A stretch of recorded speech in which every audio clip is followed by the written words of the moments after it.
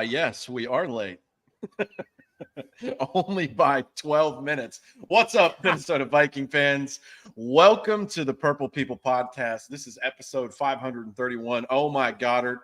We're going to talk about that horrible, frustrating game, which kind of left me more happy than the one before it, which pissed me off, but I'm still mad. Man, we have a lot to talk about. There's some breaking news right before the show, so we're going to get to that first. But I want to welcome in the other two hosts on the show. Kyle West, how are you, sir? Hey, I'm doing good. Glad I could make it. Almost got called into work, but didn't have to. So that makes That's crazy. We don't have to to give away where you work, but it's just crazy that because someone almost didn't come in, you were just going to be forced to stay. Way management, folks. Don't get into it. Yeah, that's wild. Adam Carlson, how are you, sir? I am quite tired. I just got done with physical therapy a little bit ago, so that's why I'm looking so sweaty and rough right now, but I'm here. Glad to have you, man. I know that was probably rough, but we're glad to have you to talk about some Vikings football. He works me pretty good. It's good. That means you're getting there, though. I'm happy for you. But it's hard to work out when you got, Richard Marks on the radio. Oh, no.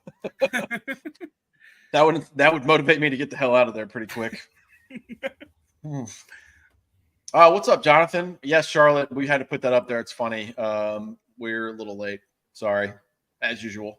Fashionably late. We were getting ready, if you couldn't tell. Had to dig this out of the closet today. Wear something different. But yeah, let's talk about it. Episode 531. We had a Thursday night football game we're going to cover in a little bit. I'm with you, Jonathan. We're glad to have Adam back as well. Let's talk about the breaking news, though. Adam broke it in our chat and then got on Twitter and saw that Patrick Mahomes restructured his contract. Is that what it is? Yeah, that really happened. Now he's making even more money. Oh, yeah, good for him. So that means that the Vikings are trading for Patrick Mahomes, Kirk Cousins, Patrick Mahomes. We're going to do it. Straight up. All I know is that this whole Kirk Cousins needs to get traded to the Jets stuff needs to calm down. I wish that I could be 100% with you, Adam, but there is a percentage of me that just wants to throw it away. If I thought it was possible, I'd be with you and be like, okay, this is interesting, but I don't see it even being possible. I don't think Cousins would waive that no trade clause. So, and it's funny. Go ahead, Kyle. Real quick on that one. Let's end this. We can end this discussion super fast. Do you guys ever remember a time that the Minnesota Vikings have willingly just said, you know what, we're done on the season. We're just going to embrace the tank and suck? Because I cannot remember a single time that they've been like, yeah, we're going to do that. We're just going to stink. They're not. When's the one time? When we traded went after Josh Freeman, that seemed like a pretty terrible move. I think they were just trying to see what they could get to stick when they were doing that. I know that was almost all the way back to Les Steckel for that. Yeah, so they're not. There's nothing in the history of this franchise, particularly underneath the current ownership, that tells me that they would trade Kirk to the Jets literally ever, or to any other franchise. That's just not a thing that they're going to do. I think they would in a scenario where Cousins would have no trade clause and he wouldn't have a stay. If some team approached them with a deal that they really couldn't pass up or close to couldn't pass up, if the Jets called tomorrow and said, we'll give you 2 firsts for Kirk Cousins, I think you have to listen to that. And I think you'd be a fool not to. Well, we got McNabb. Yeah, dude, that was fucking rough. That's right after I got into this team. Speaking of wild trades, I don't know if you guys follow FanDuel on Twitter, do you? No, I don't. They said Minnesota Vikings are 0-2. Maybe they need to hit the reset button. They were like, they should trade Justin Jefferson to the New England Patriots for 2 firsts and a third. That's it? It's going to cost a little more than that. That's it?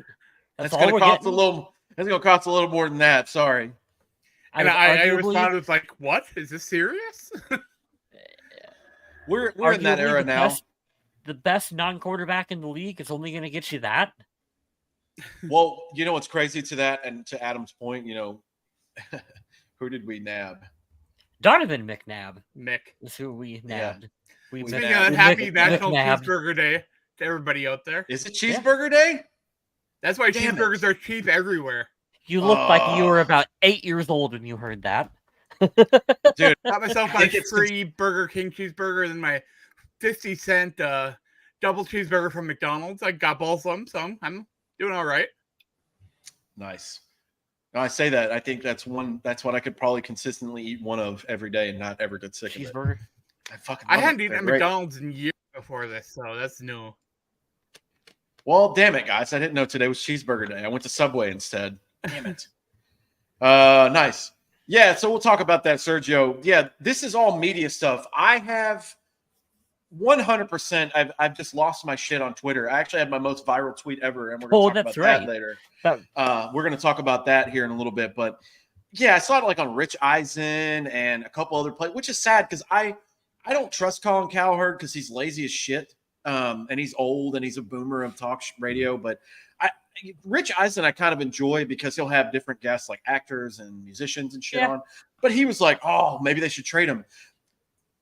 Use Google, you fucking boomer pieces of shit. He has a no trade clause. This is public fucking information. Stop it. This is why we can stop the conversation. You guys had already alluded to it. I'm just being dramatic for the show. Kirk is not going to go to this team. And if you do any kind of research, if you're a journalist like half these assholes say they are, he was supposed to go to the Jets. They offered him more money than the Vikings. And he was like, you're kind of a garbage can lit on fire with shit covered on it. I'm not going to your crappy franchise. I'd rather go here. They have a better shot of winning. He's not going to go to that team. Now, granted, as it sits right now, they have one more win than us. And I think they have a better team than we do. Honestly, outside of quarterback and wide receiver, they're pretty set everywhere. Maybe tight end. They're everywhere else. They're way better at it. But he would have to go to the AFC East and play the Bills. And now the Dolphins, they're surging. And even though the Patriots aren't what they used to be, they're still very annoying and like competitive. Kirk Cousins isn't going to go there. He wants to try to win. And even though they're very much built for maybe a year to like try to get lucky, I just don't see it in the AFC, the stacked AFC, of Kirk being like, well, I guess my best chance to win a Super Bowl is on the Jets. So if you trade for Kirk, I mean, he's in the last year of his deal. You'd have to be a trade and sign kind of deal because you don't trade that much for a guy that you have for the 16 games, which is hilarious that you say that, Adam, because it's kind of what they were banking on with Rodgers. Rodgers had 2 years on his deal, though, right? He did, but I mean, essentially, if it didn't go like he says he's going to come back, and I believe he will. My point to saying this is these guys are at the end of their careers. Rodgers more so than Cousins, but is 35, which is getting there, but not quite too bad yet. Yeah, he'll have another contract left in him, but they're not spring chickens anymore. So it's like you need to get out of them what you can. And I'll get to the other side of that, but I want to let Adam finish because he had a good point.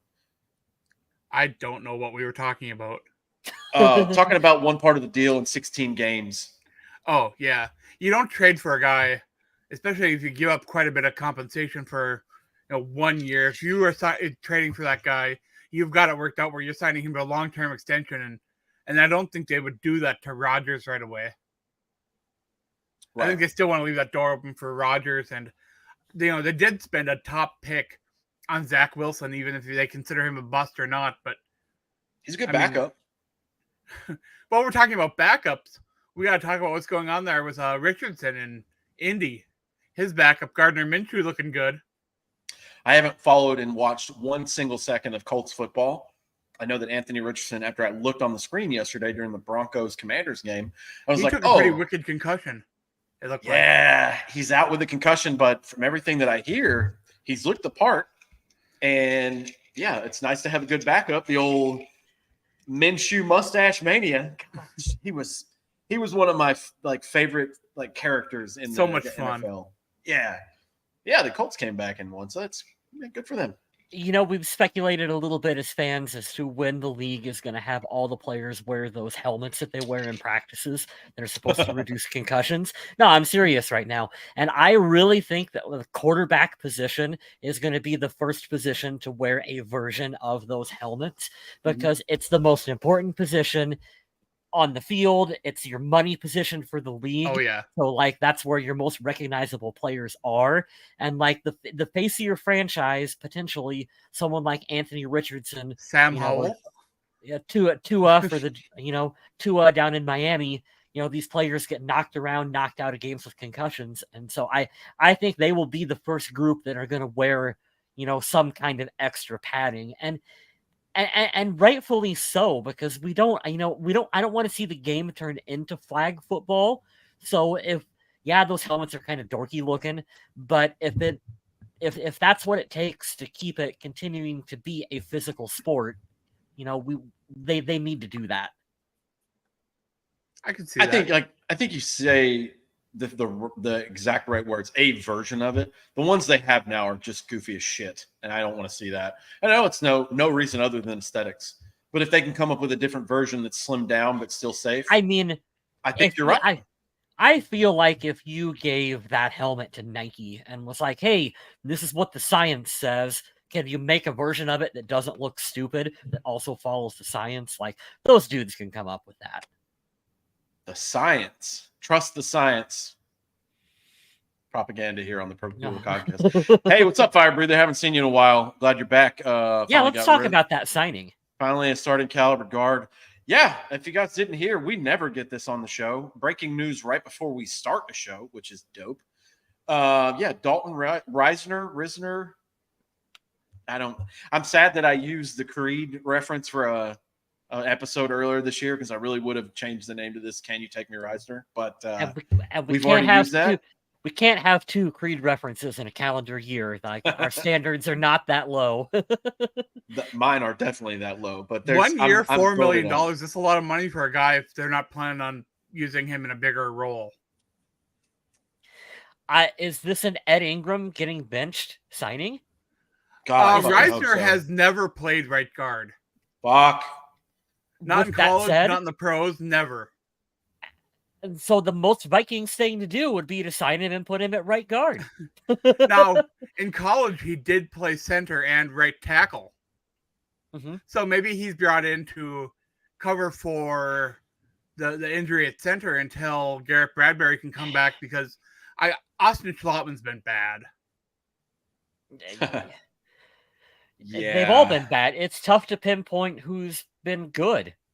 But you know something interesting? Ezra Cleveland has played right guard, so maybe the plan is to throw him in at right guard and move Cleveland over to right, Dude, anything. I want Ed Ingram gone away from this shit. He's very bad. Yeah, and I kind of like that. I kind of like that scenario, Adam. So you're kicking Cleveland to right guard and moving. And Rice. This is all just speculation, because I have no idea what the team is actually wanting to do with him, or what their ideas are, or where they want to try him. I even know that left tackle right now is a little bit rough because Christian Darrisaw is nursing an injury. Oli Udoh's out for the season, right. And they signed that. Do you remember what his name is? The guy that came in the last tackle week? that came in. Yeah. Me and Kyle were talking about that on the side. We're like, well. He did real well when he came in. yeah, kind of a side upgrade there on that one. So I was happy with that. I don't think you really need to slide Risner over to tackle or slide Cleveland over to tackle. I think that's okay. How did this offensive line immediately get this makeshift? Because this feels like this went downhill. When Garrett Bradbury literally had Aaron Rodgers type luck, and it was in for like 4 plays and fucked his back up. Yeah. And then Oli Udoh, one of your backups, comes in and how he's out for the season. Like, I know people don't want to say this, and I'm not going to attribute it just for the record of the team. This team is in fucking panic mode right now. They have to be. Well, you have to be. With all these injuries and the core positions, like, as much as we want to bitch about, not all of us, but some people want to be like, I can't believe you signed Justin Jefferson. I can't believe you let Dalvin Cook go. I can't believe blah, blah, blah. Forget all that. We don't talk about the big boys up front enough. This is a dumpster fire here. So it's bad. If they've lost faith in Ed Ingram already, which is looking more likely based on the signing they just did, what does this speak for that first draft class that the new administration had? That Louis Sean might as well change his last name to Incognito, because that dude, you can't see him on the field at all. Haha, see what I did there? And Booth just ain't contributing. Play on his name. Booth isn't contributing. Ed Ingram is terrible. I'm typing a comment in here. I want to give a shout out to my buddy Mike Cassiano, one of our Canadian Viking brethren that is in New York, I believe. I go on his Twitter spaces all the time. He's become a really good friend talking about the Vikings outside of the Purple People podcast. I can tell you right now, after 2 games, a lot of emotions fly high. I don't know how you guys feel. I'm not going to give my opinion because I just don't think it's too early. But he's like, yeah, Lewisine, he's a fucking bust, man. I don't know what else to tell you. And then the snowball starts going, and it's like, Kwesi, I don't know if you're the right man for the job. Now, I mean, what are you going to do? You're not going to take Bynum out. Bynum's playing fantastic this year. Yeah. Shit, yep. Josh Metellus is playing great. I was sad when he got hurt the other day. And Harrison Smith, he's going to play until, he's going to retire. So it's interesting. It's interesting because I don't know if anyone actually predicted that the Vikings would beat the Eagles. So I feel like we should be sitting here at 1-1 right now based on most people's preseason projections. But the difference between being 1-1 and 0-2 is just, it's so dramatically different when we're only talking about a 1-game swing. Right. But that 1-game swing feels like it's enough to put you, at least as a fan, in panic mode. And I don't necessarily know if the signing on the offensive line, I don't think this is a panic signing so much as it is injuries dictated. We needed help on the line. On Thursday night, the Vikings got absolutely murdered in the trenches. They did. Okay, we're talking about the Dalton Reisner signing, and most of the fans wanted this. I know there was a bunch of people tagging his ass every day on Twitter. Come to the Vikings, come to the Vikings, and he's like, finally he said, "Dude, I'm available. When they call me, I'll answer." Now they finally done it. Excited on well, Twitter that's the cool right thing. This too. hasn't officially dropped. This was a Vikings are planning on signing him, and then he's on his Twitter or about an hour ago saying, "What's up, Minnesota Skull?" Like, he's in here. So we're just waiting on the details to come out officially. But, I agree with you. I don't think that this was a panic signing. I think this was a necessary thing that happened. Why it had to come to this, I'm not sure. I know that these guys want to ride with the guys they drafted. Whatever they're seeing in practice, what they've seen in the offseason and growth, we don't see that as fans. And that's our ignorance to say, hey, these guys are terrible, blah, blah. Like, we don't spend every day with them. We can only go off of what we see on TV and the little bits we see in practice. I get it. But I have to firmly put my foot in the ground to say Kwesi is doing more worse than he is good. He's in the negative more than he's in the positive. I love Did we underestimate how much the Vikings would miss Dalvin Tomlinson? Oh, God. Forgot about him. I'd love for him to be a part of this team. So, here's a fun question that I've heard posed out there in Vikings land too about Kwesi. So if the best move that he's done is the Vikings general manager is probably trading for TJ Hawkinson, I think we would all agree that that was a really good move. That's a good one. What's the second best move that he's done as general manager? Moving on from Adam Thielen. Moving on from Adam Thielen and getting Jordan Addison. Okay, that's fair. Because it's time to get rid of those old bad contracts. That had to happen. Yeah.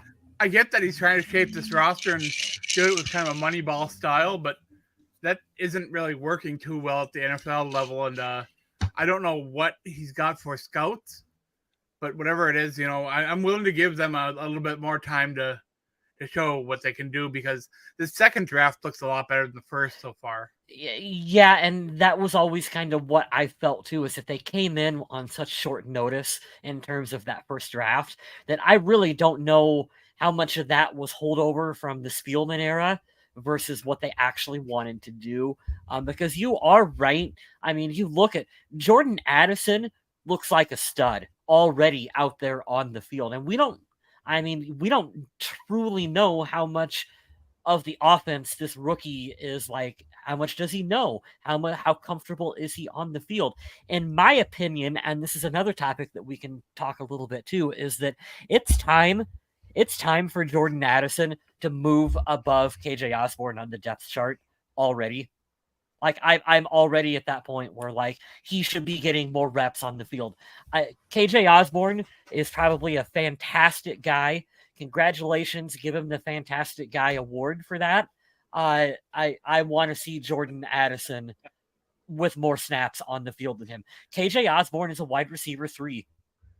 And he's a I good got wide really receiver frustrated 3. with some of those drops that he was having. I'm going to go in here and just read it off of, I'm trying to see when this is. It's ESPN, but I'll give you the scenario here. I hope that didn't cut out any. Sorry, guys. Appreciate that, Justin. Appreciate you, bro.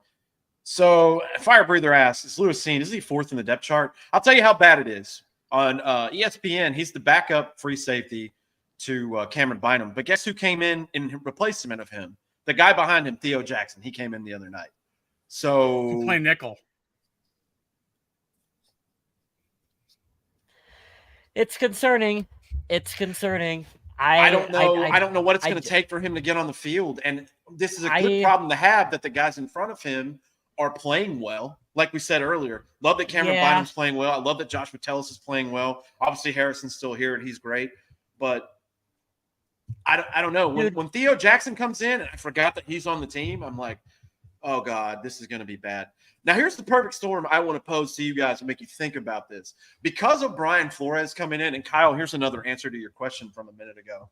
Third best thing that Quessie's done since he's been general manager is go get Byron Murphy. Oh, Brian Flores, yes. I'll give him, but player personnel-wise, Byron Murphy. Good old Donna Shell, man. Yeah. Thanks for that year of stress and unnecessary everything. Going and getting Byron Murphy at corner number 1 for us. Dude is a baller. God, I hope he stays healthy the whole year. The Vikings pass is actually pretty solid this year. Well, they're giving up some big plays, but for the most part, like total yardage is down a lot. Well, that's how we can transition to talking about the game. The Vikings dropped 0-2 on Thursday, 34-28 to the Eagles in Philly. And I'm going to tell you right now, I'm so furious that they lost this game. But they outplayed the Eagles with less time of possession and absolutely just standing by and turning sideways and letting the running backs do whatever they wanted. They were the better team. They were 100% the better team. Yeah, they made, what was his name? DeAndre Swift look like Adrian Peterson out there. I mean, he was just gouging this Minnesota Vikings run defense. They could not stop. But at least Swift didn't fumble the ball into his own end zone or into the end zone instead of scoring a touchdown. That's a tough break from Jefferson.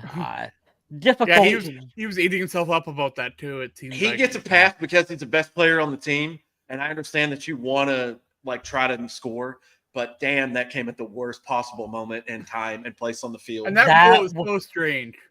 That rule's stupid. It should be changed. And yes, we're salty Vikings fans, and it's the right time to say it, but if this player doesn't cause the fumble and they don't recover it, why do they get the ball? What happened to the ball can't be advanced on a fumble?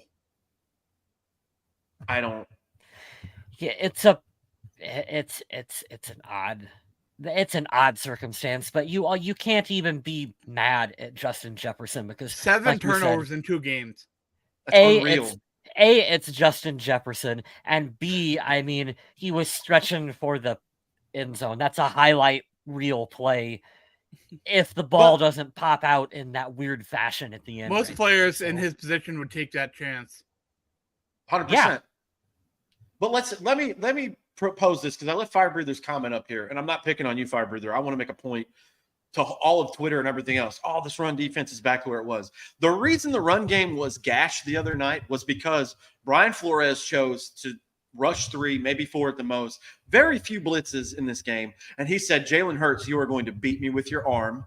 And Jalen Hurts couldn't do it. He looked very pedestrian as a passer. Yeah. Now, what that does in return is they say, okay, you don't want us to do that? Well, we'll do this because we're really good at it because we've based the whole team's identity around both the lines, and they can run the ball very well. When you average 6 yards a carry, you're going to do whatever the hell you want on the ground. And unfortunately, the Vikings were too stubborn to make those adjustments. Now, the corners played great. AJ Brown had 29 yards.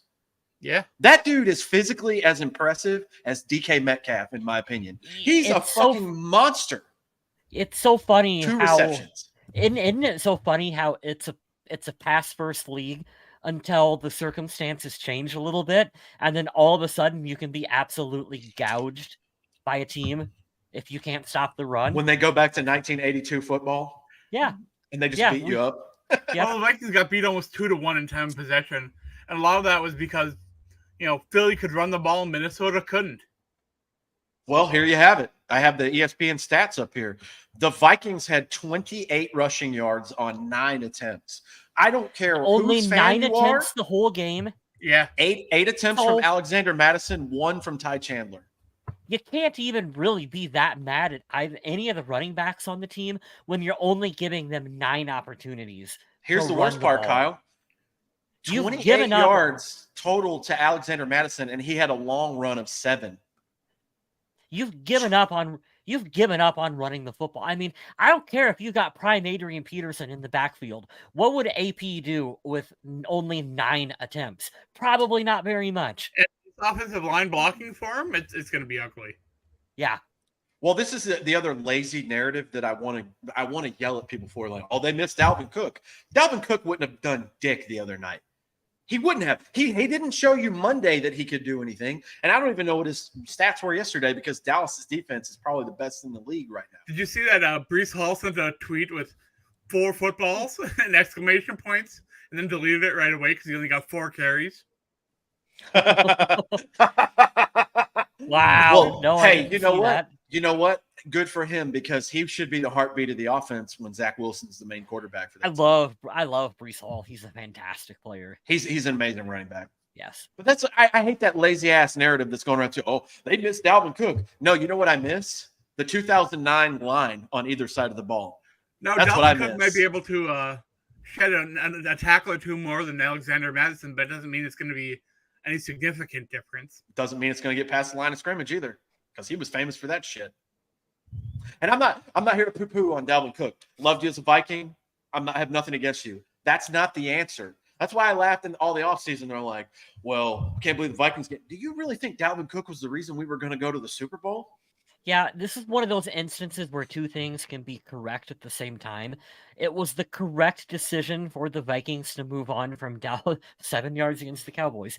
It was the correct decision to move on from Dalvin Cook, and the Vikings' current run game sucks at the same time. Both things are true, and they're not necessarily related to one another. Charlotte, you ordered Ponder jersey? I have a Ponder jersey in my closet. Why are you okay? We put you I don't in wear it. timeout. Type out ham sandwich if you need help and you're under duress. Why would you buy a Ponder jersey? It was on sale for $20 when he just got drafted. Oh no. That's So fine. That's fine. I have the most random Christian Ponder story I have to share now. So years ago when we were all going to training camp, my friend Mike, he brought his son Colton along with, and we were our high school, or it would have been Little League, so we're the Webster City Lynx. Colton, the only thing he had on him was a hat with like the Webster City Lynx, like Little League baseball logo on the top of it. Ran into Christian Ponder and wanted to get an autograph, and so he had him autograph our Little League baseball, Nice. like right across here on the top. And Christian was like, "Yeah, what team is this again?" And we're like, "Yeah, that's our Little League baseball team that we play for." So if anyone wants it, I have a 1-of-1 collector's item that I can get for you. So me and my buddy Clint and his family all went to training camp. And after camp, he took his son Lucas and he went to try to meet some of the players, And so many of them wanted nothing to really do with interacting with the public. That's One a that shame. stayed there and actually chatted with him for like 5 minutes was Daniel Carlson. He stood there with Daniel Carlson and talked to him for a while, and I they love got that. the pieces together, and that was pretty cool. Yeah. I've had the chance to talk to one Viking player recently, and it was Garrett Active? Bradbury. Oh yeah, Garrett- he is active. Garrett Bradbury at the Charlotte airport. He's a Raleigh native, no, he went to Charlotte. We went to NC State. That's why I said Raleigh. Then obviously I met Adam Thielen at the airport too. He had to go, but very nice. It's cool when you get to meet the players and they're like super nice, which I know most of these guys are. What's up, Andrew? Thanks for joining us. I still can't believe that one game where Christian Ponder blamed God for his loss. That blew my mind. Forgot about that. I'm laughing, man, because I'm laughing at you guys' comments because I'm trying to get back to this without going My too cat's pushing crazy. everything over here. It's funny. Going back to the game, though, so the Vikings are 0-2. They're facing the Chargers this weekend, who are also 0-2. And neither one of these teams, to me, feels like they should be 0-2. And we're still not the worst 0-2 team in the league. The Bengals look like shit. And I understand they went to the championship game in their conference last year. Joe Burrow looks very bad. And that team was supposed to win that division. They've already dropped 2 division games in a row to start the season. So I guess if you want to look for a silver lining, if the Vikings can just not turn the fucking ball over, they can win games because they're all right. The offense looks fine. That's the sad thing about this team this year's team right now is that if they hold on to the ball, we're probably 2-0 right now, having an entirely different conversation than the doom and gloom that we are currently in as Vikings fans. And this is a little bit of, the football gods will give and they will take, and they gave a lot. They gave a lot last year to this team.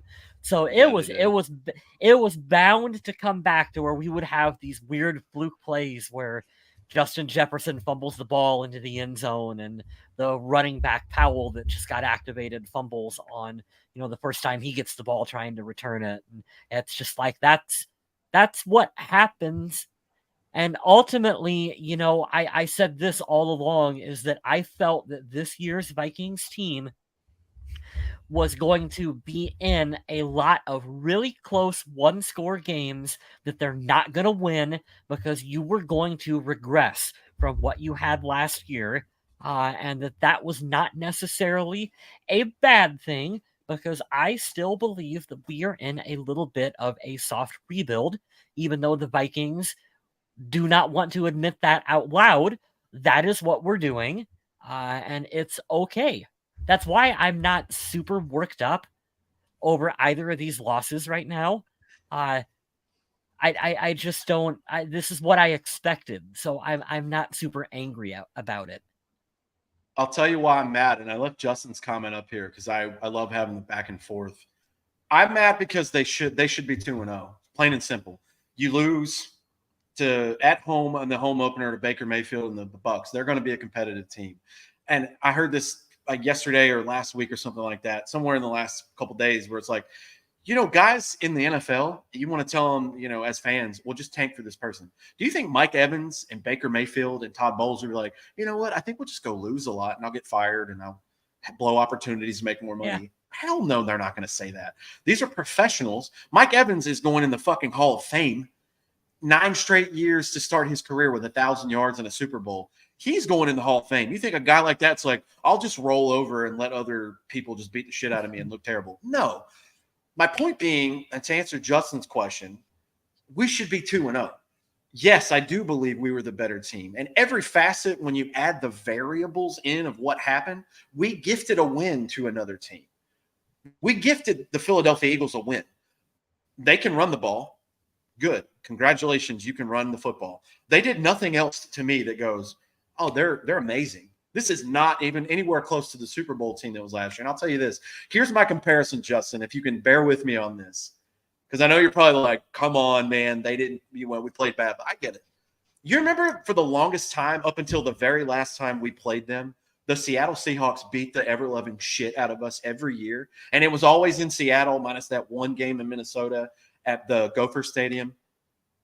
The last time we played them, we were like, thank God we have a little bit of redemption against this fucking team. We're so close to doing that with Philadelphia now because they keep beating us. They keep beating us. We should have won this. This is just like the game 2 or 3 years ago where Alexander Madison, everybody shit on him. They're like, if you could have just got 2 more yards, blah, blah, blah. And then I think Russell Wilson threw like a game-winning touchdown pass over Anthony Harris. I can see it in my mind now. I was so mad about this game. This game right here. Justin Jefferson literally gave away 6 points. You watch the 6 points float away. We lost by 6. if we can have people not get Kirk Cousins killed on the offensive line and the running back can hold on to the ball, there's 2 turnovers right there.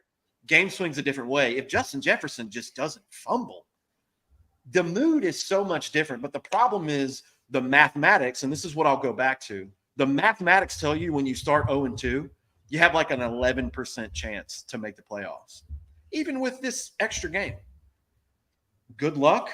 Even if they just somehow manage to squeak out wins against the Chargers and then the Panthers, you still got to face the Chiefs.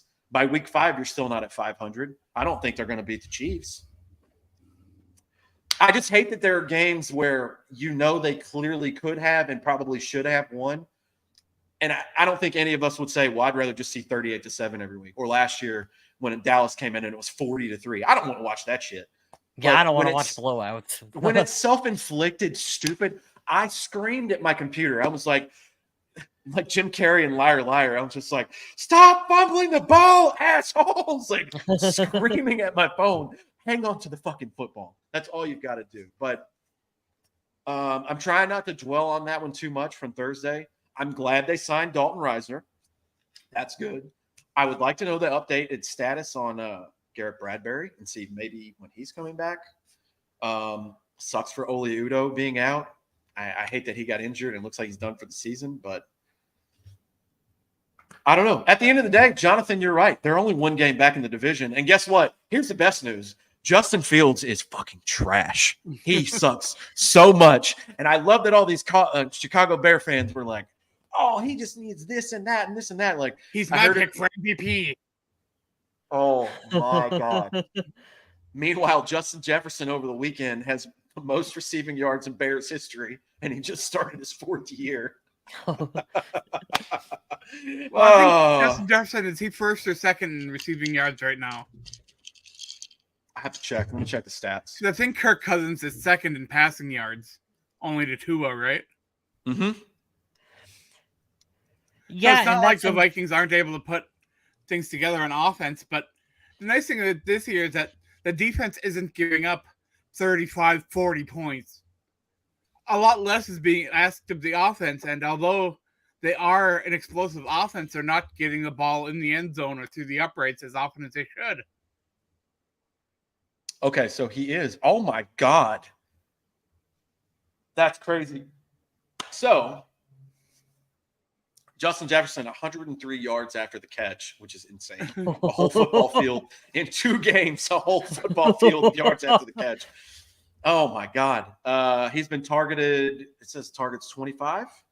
So That's this is crazy. 20 receptions on 25 targets. The guy below him, he is leading the league, Adam, 309 yards. Is it Tyreek right below him? No, he's number 3. It's the guy from LA, the rookie. Oh, okay. Puka Nacua or whatever. Yeah. Dude, 25 receptions in the first 2 games, never been done in NFL history. That is insane. Even more insane, Tyreek Hill, 255 yards, 3 touchdowns already in 2 games. He is a video game character. But some of these people I've never heard of. Number 5, Nick Collins. I'm guessing his name is Nick. I don't know. Nico. He's number 5. Tutu Atwell from the Rams is 7. So you have 2 Rams receivers in the top 7. Matt Stafford's out there throwing the garbage cans I've never heard of before. That's crazy. But yeah, like to answer that, I know I had Kirk Justin's is playing comment up for a while. Go ahead, sorry. Kirk's playing I was great gonna say, football right now. Yeah, Kirk is playing really good football. So that's again why I don't understand some of the narrative for like, oh my God, this team, we suck. We need to trade Kirk. I don't think Kirk is the issue with this team. He's had darn good. No, he's had some darn good throws, and you can watch some of the breakdowns for what he did on, like one of the touchdown throws to Addison, where he's just like moving safeties on the field and placing the ball right now. where it If needs Kirk to go. does leave the season, that means the Vikings will probably only get a 3rd round compensatory pick for him, and that would kind of suck. But I mean, what can you really do? Right. Cousins is currently 2nd in passing yards. He's only 7 yards behind Tua. He has 708. Tua has 715. Passing touchdowns, leading the league. Kirk Cousins and Jordan Love. Jesus, by the way, Kirk once again nominated for FedEx Air Player of the Week. He'll get snubbed for that because we lost. I hope that he wins. Last week he didn't have a chance. Tua was winning that. It wasn't even, a question. This week he might have a chance. Sorry, I was going on a rant, guys. I'm going to keep putting your comments up. I agree with you. I do believe they should play. They should be the better team. They didn't play that way. And it sucks when, if there's a coverage mishap and there's better coaching, you just accept like, hey, last year when the Vikings played the Eagles, they had a plan to shut Justin Jefferson down. And Darius Slade made a lot of good plays. They had good safety help, whatever. They just had their number, and that was it. That was not the case this game. I'm looking at the stats. Justin Jefferson had 159 yards on 11 receptions. So clearly they know how to maneuver him and game plan, and they can make adjustments from game to game, year to year. But, God, these turnovers, man, you just can't – you want to say that you were outplayed and outcoached, not that you gave something away. And I hate the gifts that this team gave because, God, it was frustrating to watch. Even the Cousins turnover. Dude, you got to – I want to say, Kirk, you got to feel the pocket out, but Kirk got blindsided. And anybody that's in that position, I mean, you're gonna go down and probably lose the ball too. Because if you guys didn't know, the Philadelphia Eagles, they have a bunch of gargantuan Shreks on both lines there. And, yeah, they're all national champion, like, aliens from outer space. So Sergio makes a good point here. Kirk has been in a lot better commercials lately. He's doing a lot better than Pizza Ranch these days. KFC. I put it in our chat and to a couple of people. I like that they picked a guy that's whiter than mayonnaise in a KFC commercial. Don't know how that happened, but I'm happy for Kirk in that. I'm happy he's getting national exposure. He's been on that. They made fun of the league in that one series they're doing in commercials. Write the Script. Yeah. And he's in there with no shirt, doing his dance, and it's like, I like that. I'm like, all right, that's corny. Did you see Kirk in the Madden Cast commercial too? Oh no, that one's pretty good. But yeah, I'm thinking that this Netflix quarterback show might have put a little more of a spotlight on him, so now he's getting more attention. Although I haven't seen Marcus Mariota in any commercials, so who knows? Don't think you will. Adam with the subtle jab at Marcus Mariota. Now he's a fan of his coming out of college. Yeah, he was cool. Like, I remember them beating the Chiefs before they got Mahomes in the playoffs. Like, they had a couple little flash plays. He was pretty athletic. He's another in those long list of quarterbacks that you really thought was going to be something special. Like, Marcus Mariota for the next 10 years is going to be a face of the league and a lot of fun to watch. And it's just, boy, the NFL, these defenses and these coaches have a way of just welcome to reality, kid. I stopped trying to evaluate quarterbacks when I thought that the pride and joy of Fordham University, John Skelton, is going to be good. There's a reference I didn't think I was going to hear tonight. That brings me to, we were talking before the show started about favorite and least favorite bands and stuff. You know what is a least favorite saying of mine that they say a lot, Kyle, and you brought it up just now? And they say, oh, he's going to be a star for them for a decade. You don't fucking know that. The average NFL player's lifetime is 3 years in the league. That's it. Yeah. Their playing career life is 3 years. And they're like, oh, he's going to be a star for 12 years. And it's like, you hope. Especially quarterbacks. I don't know how you can evaluate the quarterback to scout one. I mean, when you look at guys that Vince Young, Matt Leinart, Brady Quinn were all guys that I thought should have just been RG3 guys that just absolutely, absolutely. I think we all thought he was going to be awesome. Yeah, Vince Young. I mean, I still think Jeff Fisher did him dirty, but like it's still that one still stings to me that Vince Young didn't have a big long career in the NFL. You remember who it was that was talking with Skip Bayless and was picking apart everything that was wrong with Johnny Manziel, and Skip Bayless was like, nope, he's going to be great. Alfred, no analysis, and the other guy was just giving so many stats and bring up video and showing things, and it's like, Really? You're just gonna say he's gonna be good? Okay. Yeah, and there is an amazing clip of Joe Thomas that's floating around where they asked him what he thought of Johnny Manziel when he came into the Browns, and Joe Thomas gives the most honest assessment of what the veterans of that team actually thought of Manziel, and it was essentially, this kid is undersized with no work ethic, and he doesn't have any athletic ability, and there's absolutely yes, like he absolutely shreds him and says boy. that there is no possible way that he's going to succeed in the NFL. But you don't need any of that when you have the it factor. I'd take I Tim gotta- Tebow's. Tim Tebow had actual it factor, and it didn't work for him. That's a good point. Yeah. Andrew, I'm gonna fight back on this. All right. And I want to have my voice said here. All right. This hurts me to say this because at the end of the day, I already know what's going to happen. And this is a sad reference I'm going to make. It's like putting your dog down. You know it's going to happen one day, and it's going to be sad. The time when Kirk leaves, we're going to be like, damn, dude, we underappreciated the shit out of him. Even on this show where we appreciate him now, and we're like, most of the shit that happened is not his fault. Now I understand at some point, Kirk Cousins as the player should have been able to lift up people around him. But I'm not going to sit here and try not to cast the stone in this glass house to say he wasn't dealt some shit hands and some bad variables over the years. Offensive coordinators every year changing, shitty offensive lines. His head coach fucking hated him. Dude, he's had some bad hands to deal with, right? But at the end of the thank you, Justin. Appreciate you, man. I'll try to catch yours when we get off here. Here's what I'll say. The time for Cousins and the era that it's that, I think it's time to move on. I think there's only so many times you can try to do this dance and see if it comes out a different way. And a lot of it, like I said, not necessarily on Cousins.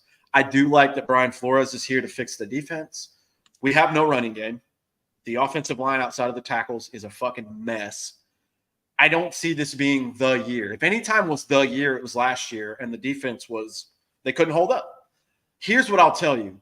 When you pay Justin Jefferson the money you're about to pay him, paying Kirk Cousins makes no sense to me because you have nothing in the tank for – even when the salary cap goes up, you have nowhere you're going to be able to put those assets, considerable assets. Go get a cheap quarterback. And I don't know that this general manager is going to do this. And the more I say it out loud, it's pissing me off. Because right now, Kwesi's on my shit list, and he's like number one. Get your shit together, Kwesi. Invest in this offensive line and start drafting players. Well, like we talked about, what's going to happen is you're going to pay Justin Jefferson a hell of a lot of money to be catching passes from, like, Davis Mills. Not even that. You want to go after a guy, and I've said this relentlessly this whole offseason. The general manager and the coach are going to tie themselves to a quarterback at some point. That is the formula right now. And it doesn't matter how you can do it like the Rams, and you can give up picks forever just to sell out for a year and win a Super Bowl. If that's what you want to do, I don't think this team's going to do that. Or you can invest, but you're going to be able to have more money to sign better offensive linemen and maybe go get a running back somewhere, and you can protect both them and your quarterback. The Cousins is not going to get you to the promised land. So are you prepared for the Vikings to trade away some serious draft capital to move up and get a quarterback this year? Yes. And do you think most of the fan base will be okay with that? I don't care. Or will they only be okay with that if it's the guy they want? Yeah, if it's the guy they want, I don't. And I'm not. This is easier because now it's low hanging fruit. Don't go after Teddy Bridgewater. Don't go after Christian Ponder. Go after a top 2 or 3 guy. But you don't know. We knew Teddy was not it. We knew Christian Ponder. We definitely knew Ponder wasn't it. Teddy Bridgewater didn't show you any MVP. I wasn't sure shit Teddy wasn't it. Yeah, I know Teddy didn't have the deep throw, but I thought he could come in and execute and play well. Yeah, but see, that's kind of my point too. And this is not aimed to take a jab at you guys. That's what Minnesota Viking fans, they're like, oh man, he can do the job. I don't want a guy who's going to do the job. Right now in the league, if you don't have a quarterback who is elite, there's no fucking chance you're going to the Super Bowl. You're just not. Every guy in the last however many years it's went. Stafford needed the right team, right? Brady is Brady. He's a machine. He went and did it 1 year after he left Belichick. Patrick Mahomes is unreal. Joe Burrow will get you there every year. Josh Allen looks really good. I know they have other variables that got them there, but going after he's a guy who can game manage. I want the Vikings to get the fuck out of this and go after a kid. And if he sucks, at least you took a swing, because you guys know this as well as I do, and everybody in the chat, they've never taken a swing on a guy that high before. Not ever. I know, which is why I still have a hard time, and you never know, this could be the administration that bucks the trend and that finally does it. But what does the history of the Minnesota Vikings tell us that they are likely to do? Trade up a hell of a lot of draft picks and get, that top 5 quarterback, that rookie quarterback to build your franchise around? Or are we going to go the route that the franchise usually does and go for the older veteran journeyman kind of route? And I think, Smith, you're shaking your head because you don't want me to say it. I think that this team is going to pay Justin Jefferson a hell of a lot of money, and they're going to say, we want a veteran quarterback who can come in and we trust to learn the offense, that can get him the ball immediately instead of trying to groom a rookie quarterback. And so I am going to say the thing that's going to piss you off, we're going to trade for someone like a Kyler Murray to come into this team, and because they want to go the route. But they would rather go the route of the Rams and go for like a Matthew Stafford. No. Don't you dare put Matthew Stafford and Kyler Murray in the same sentence. Hold on. Let me finish. No. Let me finish here, Skip. I was just getting ready to say that I don't think that there currently is a Matthew Stafford that's available for the Vikings to go after next season, which is why you're going to end up with a Davis Mills or someone. We don't want a Kyler Murray, but they're going to go after a Kyler Murray. Carson. Well, here's the thing. Here's why I battle you on the Davis Mills kind of thing, because this, and it's right here, this will be the draft to go get it. There's like 5 first-round quarterbacks coming out. It's not like, here's the thing I don't like. When there's that year of Andrew Luck and RG3, when you only have 2, the luck for the Vikings is, holy fuck, they're going to pick the wrong one. They always pick the wrong one. But when you have 5 chances instead of 2, I feel a little better with that. And maybe you even get value. Like Justin Herbert, they found him at 6? Tua was at 5. Josh Allen was like 8 or something like that. Justin Herbert ain't done nothing yet. He's a fucking great quarterback, man. Well, let's wait for him to do something. I mean, he got paid. I'm just going to say this. I'm going on Justin Herbert Hill. I would take Justin Herbert over probably 26, 27 other quarterbacks in the league. And his coach, dude, you're the defensive. So is the rest of his team around him just garbage cans or what? Well, like Kyle said, let me finish, Skip. Brandon Staley's the defensive guru coach. Their defense has been asshole the last 3 years they've been there. I'll give him this from last year. He puts up great numbers. The wins, this is where I get in that argument. Wins are not a quarterback stat. Dude, I'll pose this to you, Adam, and I'm not setting you up for failure. I'm asking this genuinely. If Justin Jefferson and Jordan Addison go down, what do you think happens to this team? They take a nap. Yeah, they're gonna go downhill a little bit. Yeah. Mike Williams and who's the other guy? Keenan Allen both got injured last year and had significant time out. And I'm like, who the fuck is he throwing to? He's just going to do screens to Austin Eckler the whole game. I see that the kid can play quarterback very well. It sucks that it hasn't translated. I'll also say that he disappeared in the second half of a playoff game.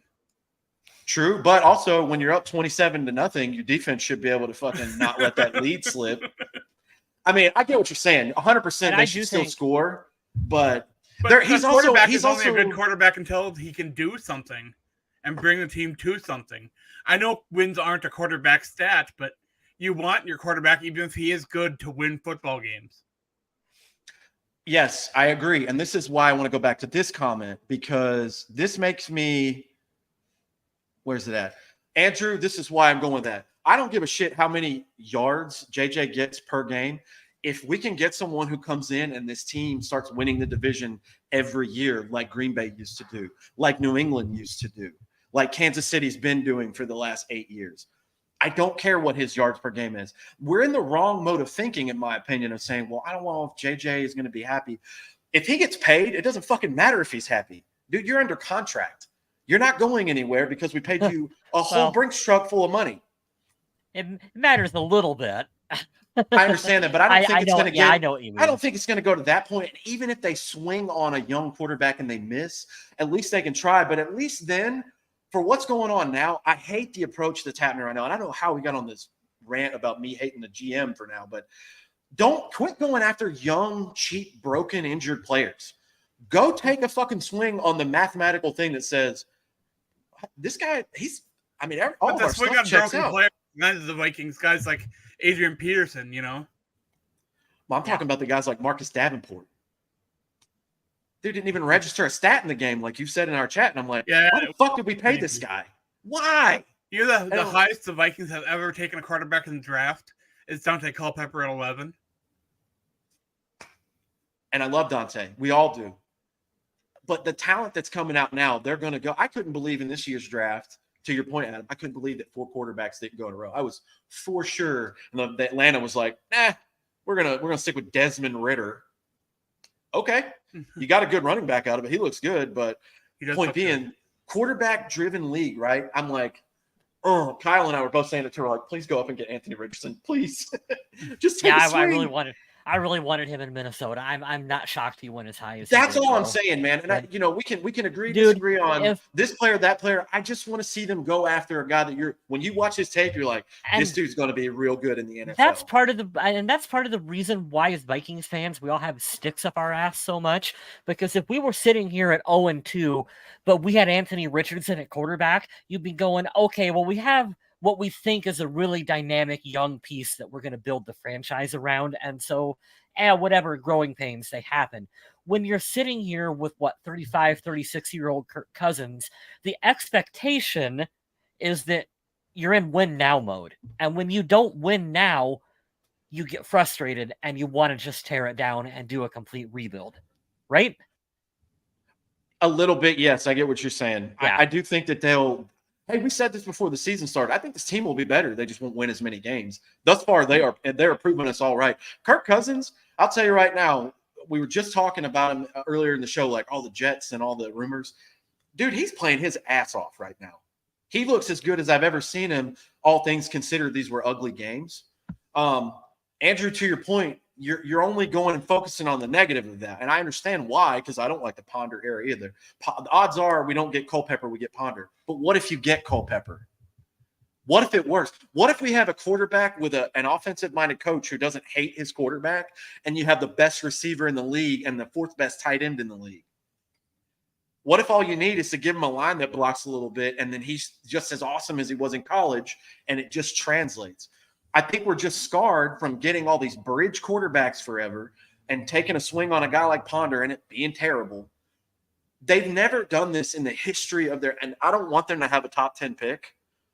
I do. Brad Johnson's or Sam Bradford's. Gus Frerotte. Looking back on it now, we do like a little bit of Gus Frerotte sometimes. But man, and this is where I'm at with it. We don't know if we don't try, and not going after him because we've been burned before. Listen, if you go after him now, it's not going to add to the losses you had in the past.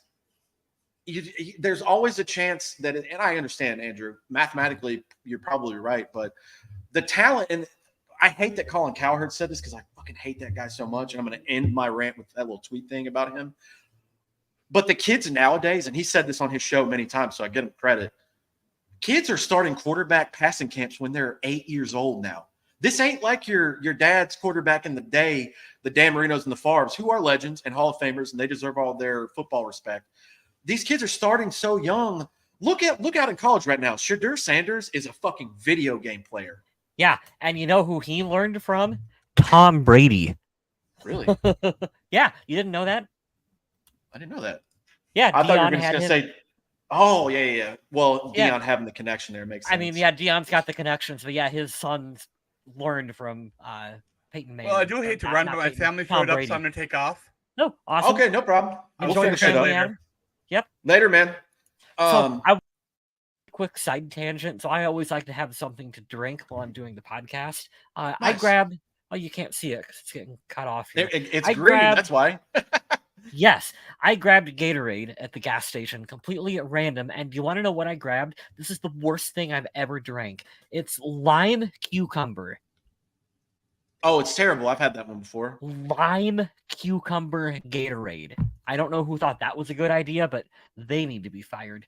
And I'm going to segue they need to be fired into why I think it's been so difficult for the Minnesota Vikings to draft a young rookie quarterback, but why I think that this administration needs to do it. But it's because if you miss on that draft pick, you're essentially sealing your own fate as a head coach because you are tying yourself to that player. Kevin O'Connell is just going to have to make that plunge and say, this is my guy, and we are willing to give up X amount of capital, and we're going to go up and draft him, and he is going to be the face of the Minnesota Vikings. Now, that is a scary move to make, but the Minnesota Vikings really need to do that because we cannot continue to live in quarterback purgatory. And Kirk, and I'm this is not a knock on Kirk. Kirk has done a fantastic job. I really think that Spielman hit on signing him in free agency. That was a good free agent signing. Yeah. I'm talking about the purgatory that happened prior to that. Awful. Where you could have one fantastic year of Brett Favre, but then you've got Matt Castle and you've 5 years of mediocrity. And I'm not even pooping on Teddy, but the year we went to the playoffs, dude, he threw 15 touchdowns. He had a Daniel Jones year. Yeah. It's not good. No. And I'm to your point, I get it. And here's the thing. Here's two things that we don't talk about. And these are tough conversations. I know you and I are super progressive, man. We can have these conversations that are tough. Mm-hmm. If he was a black head coach, I'd be worried for him. He's a white guy. Yeah. And he's young. If Kevin O'Connell stinks it up and has one good year and 3 bad ones, they'll get rid of him. He'll get another chance to coach in 10 years. Right. That's number one. And I'm not saying I agree with that. I'm just telling you how it is. Like, that's not my stance on it. Like, oh, it's fine. 100% that's what'll happen. And here's the second part to that. If they go after, and I'm plugging my guy till I'm blue in the fucking face in April of 2024. If we go after Drake May from North Carolina, he's going to be a pro quarterback. He's going to go in the top 5. He's awesome. If you go out there and you land him and everything goes good, and that's all I'm going to say for this one, because I don't want to say that he goes bad. Everything's settled, and then we can do these things like get an O-line, and then everything else will kind of reset itself. But here's the thing. If you go up and swing for Caleb Williams or whomever else in the top 5 or 3, like wherever, and they don't work out, I still believe that this ownership group, as long as the fans don't cause a fucking riot on social media, I think they'd give him a pass and let him try again. Well, we live in different times. Okay, this is not the 1990s, the early 90s, where you draft a quarterback and and if it don't work out, it's like you completely fire the whole bunch. Because look at the 49ers. They gave up the farm for Trey Lance, and then it didn't work out, and they moved on from Trey Lance, and they were able to. They've hit everywhere else, and it's like, who cares? They hit everywhere else, and they were also able to pivot and say, well, we hit on Brock Purdy.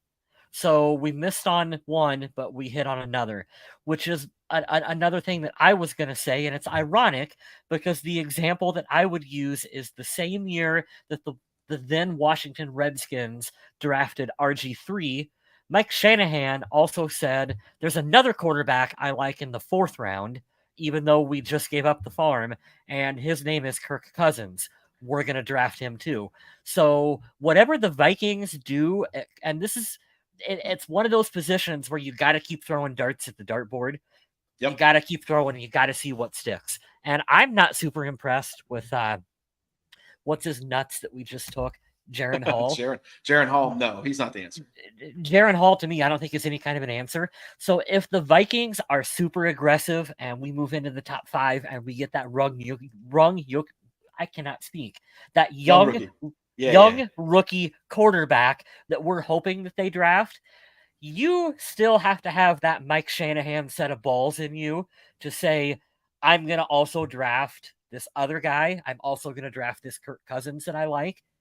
Like, I don't think you can't ever be complacent. You have to keep throwing those darts at that dartboard. Andrew, I've got something for you here. Let's say we sign Dalton Reisner, however you say his name, Reisner. and he ends up. Let's just. He's still. Yeah. Can you take me, Reisner? Let's do it. Yeah. Hey, let's say he starts this year. He's great, and we end up keeping him for another season. You fix one patchwork that needs on the line. Let's say they draft a new center next year in the second or third round. I mean, your line is massively improved from there. I'm okay with keeping Ezra Cleveland. Obviously, the tackles I have no issue with. They are the stars of the line. You really only need to upgrade two of the positions, and one of them just got upgraded today. O'Neal is quietly one of the best left tackles in the league. Dude, he's great. He's fantastic. Now, I am not enough of a football fan to really get into the X and O's kind of like conversation of what's going on with the line. But I was listening to is that potentially the Vikings, we drafted linemen who are really good at one blocking scheme, and that we are potentially it's not you and I. We're not asking them to do this, but Kevin O'Connell is asking them to block in ways that are not up to their strong suit currently. And so my dumbed down answer would be you need to play to the strengths of your team.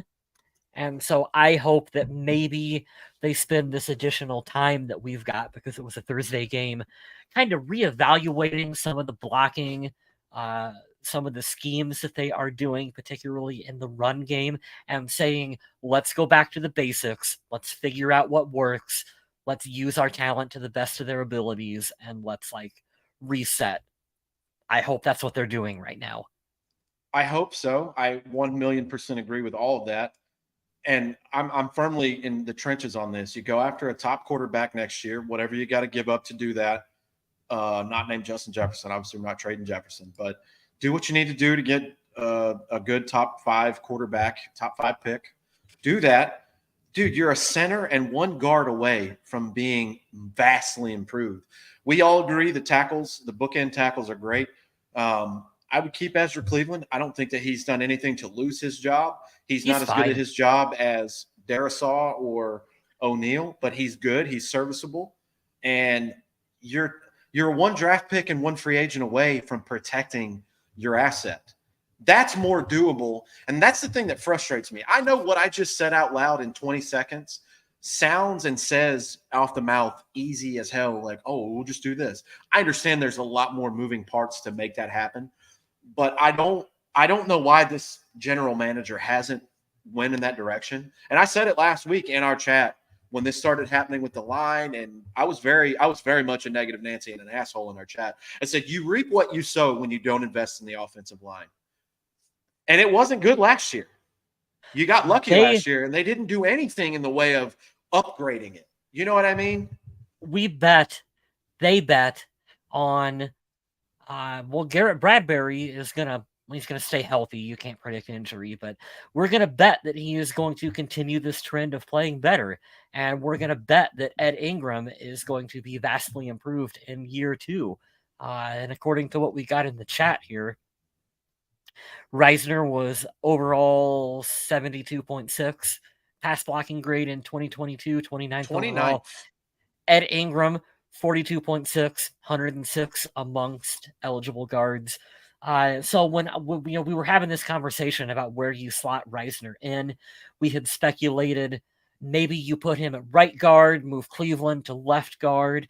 To me, I don't want to muck with more than one position if possible.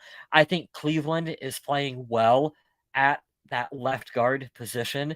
So I think you take Ed Ingram out and you slot Reisner in to right guard. Even if he's never played that, I still like the idea of moving one position instead of 2 positions, because then you're doing that thing that you hate, Smith, where we're so famous for this shit. Where you're playing multiple players out of position, and that never works. I would rather ask Reisner to make one switch than ask 2 players to make 2 switches. Correct. 1,000,000% behind this. Yep. And I do think that was eventually one of the worst downfalls of the Spielman era. They would draft linemen with you can play anywhere. It's like, or they could just play the position they've been playing for 5 years. Hey, You're a quarterback. Want to play linebacker? Holy crap. I think that about does it for the show, man. We're over an hour, and Adam had to leave. Jonathan asked, what happened to Adam? I don't know if you had to step away, Jonathan, but his family showed up. I'm sure they're going to watch football or do whatever. So he's like, hey, the family's literally in the driveway. I got to go. So he had to jump out. He's good, though. Nothing negative. I will say this, and I'll go, and I'm going to plug all our stuff. If you go on my Twitter or X or whatever it is, I blasted. Just say Twitter. Yeah, I'm going to call it Twitter. You just say Twitter. I went on Twitter on Friday, early Friday morning, because I was so pissed off. I did it right after the game. Colin Cowherd has, I think, the vault. And I'm plugging for you, Cowherd, because I'm respectable enough after I run my mouth about you to give you your credit. He has a podcast, which I much prefer to his TV show because he can be unfiltered.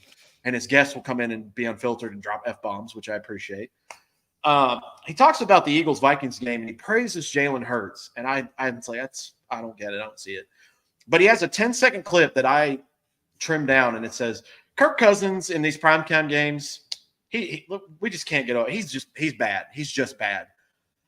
And if I could be a cartoon from the 1960s, and you could hear and you could see the steam, and just my eyeballs filling with blood red lava of how pissed I was, I'm like, you lazy motherfucker. You didn't watch the game. Kirk Cousins had 4 touchdowns with no picks, 31 completions, like 125 rating. What are you talking about? So if you guys will love to give me a little more love, go on my Twitter. It's the latest tweet that I put out myself. Yeah, it got like 100,000 impressions over the weekend. And it's so fun. I asked Twitter, I was like, Vikings Nation, can you please help me make this viral? Because this is the laziest fucking take I've ever heard.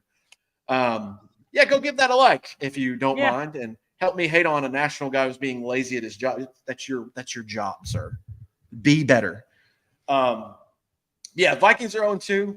It sucks. Without the turnovers, I easily think they're 2-0. Woulda, coulda, shoulda, doesn't matter. You started the season off 0-2 and 0-2 in the conference, which is going to hurt them later. But they still have a chance to do what they can in the division. So that the season is not lost, although mathematically it is very bad now. The good thing for us is we play at home against the Chargers, who also love to give away games. And then we go to Carolina with a 5'9" quarterback. So I like those odds. I don't think that they're going to keep fumbling away forever. Knock on wood. Hopefully they don't. No, it'll even itself out. It always does. The good thing is we signed Dalton Reisner, and the offensive line gets an upgrade, which they desperately need. I think the run game will settle itself a little bit. They won't be these pedestrian, horrible numbers. Maybe they'll balance themselves out. This team has to calm down, do the basics right. The offense looks fine. Jordan Addison is a home run hit so far. Defense, I love. They're getting pressure, and they have great coverage. Brian Flores, knew he was going to be a great addition, but let's see what they can do against the Chargers at home. I'm glad it's at home. I just really want to see this team put together a game that doesn't make me want to slam my head in the wall. That's it. Yeah, that would be fantastic. If Darisaw isn't good, do we kick him to tackle and have him take a spot? No, I think that backup tackle that we had come in, that we signed, he played with the Bills in Tennessee. I forgot his name. Yeah. He came in, he played well. I think we do that. His primetime stats are the most skewed and ridiculously stupid. And you know what's dumb? I know one season doesn't negate all of the seasons before that, but last year, Kirk won a bunch of primetime games. Like, what do you mean? He won 13 games last year. What do you mean he can't win in prime? He just did it not even a calendar year ago. That's not a thing that you hear about any other quarterback. Have you ever heard? Man. Yeah.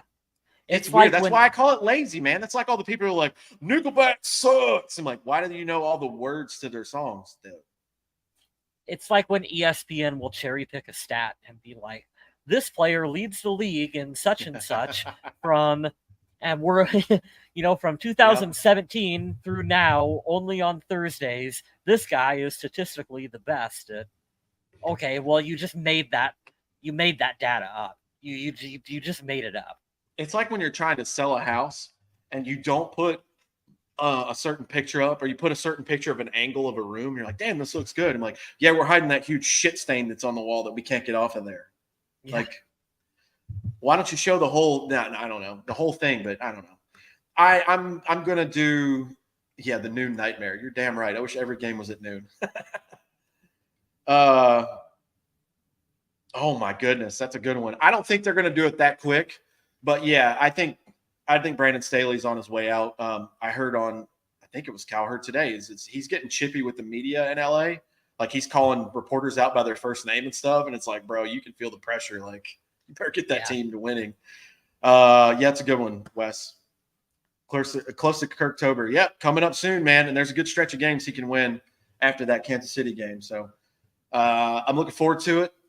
Let's go. Let's beat the LA Chargers and get a win under our belts and start riding the ship, because we can't afford many more of these, if at all, these crazy games where we give the ball away 500 times. I already put my social media up. If you guys want to follow Kyle West, he can tell you where you can find him at Vaguely Square. Yep, over on Blue Sky. If you're a Blue Sky user, that's one of the new Twitter alternatives. That's where you can find me. Same handle, Vaguely Square. Nice. I'm up over there, so give me a holler. Nice. And here's Kyle West's personal store. You can buy his photography. You can buy Purple People Podcast merch. It's hilarious. And this is not on you, sir, and I'm not trying to take away from sales. But I wore my Purple People Podcast shirt over the weekend, and it was like this. Yeah. I love that. I love that damn shirt so much. I wear it every chance I get. So I refuse to get rid of it. I will see when I order another one if it does the same thing, and I might send them a message. But you can buy Purple People Podcast merch in the form of a phone case or a mouse pad or a t-shirt, a hoodie. But I like to brag on Kyle because he does great photography. He has great shots. Well, thank you. And always appreciated. Yeah, man. I mean that. I really hope that you get some more good stuff now that the leaves are going to change here in a couple of weeks, because the area where you live in, I always talk about this, but it's a beautiful part of the country, and I know you capture that. You have a rustic, old school town that you live in, and it's perfect for that fall scenery. So y'all go support Kyle West, kylewest84.pickfair.com. Buy some photography or Purple People Podcast merch from him. Adam left already, but he is a contributing author over on thevikingage.com, thevikingage.com. Go check his work out. If you click on an article, his numbers go up, and you can help pay the bills, feed the cats for him, and generally just be a good human to one of our friends, and you don't really have to do much for it. You're on your phone anyways, right? Go click on an article or 2 or 7. If you want to follow him, Adam Carlson, one of our hosts, at MN Viking Zombie. We are going to get back into horror movie reviews because spooky season is here. I heard really good things about the movie Talk to Me. I think Joe Rogan just posted it on Twitter the other day. He said one of the scariest movies he's seen in a while. So I'm very excited to get into that. We're going to do that review either tomorrow or Wednesday. So we'll get back to you. I'm going to end the show with this. Kyle West, you'll love this. The Foo Fighters are in Virginia Beach tomorrow, and I'm going. Hey-o. And I can't fucking wait. I love That'll this be a band. fun concert. Love this band since I can't remember, and I'm so pumped to finally get to see them for the very first time. So, I'll report back to that after this Chargers game, let y'all know how it was. But thank y'all for letting us rant and ramble and say stupid stuff on this show. I don't know what the hell I'm talking about. I'm just giving my opinion. Kyle and Adam, they took me in like a stray dog. They fed me once, and now I won't leave. I love you guys, and as much as I'm mad about the way the season is starting out, I will be here every week, and I appreciate my hosts on the show, and I appreciate more than anything all you guys in the chat, because we've done it before. We've ranted for a whole hour and nobody's been on, and now that the platform has grown and all this stuff, it's always good to take a time to say thank you and reflect on where we're at, because we've had consistently double digits in here the whole night, and other shows chiming in, our regulars. We appreciate you. Fire Breather, you came back roused from the dead. I haven't seen you in a while. I'm glad you're here, man. Thank y'all for letting us do this stupid thing. I don't know why y'all keep coming back, but we love it. Anyways, that's all I got. If you don't have anything else, Kyle, I'll do the outro. Yep. Go for it. Appreciate you guys. Come back next week. We'll talk about the LA Chargers game, and we're rooting for a Vikings win. Until then, take care of yourself, and remember to stay classy, Minnesota.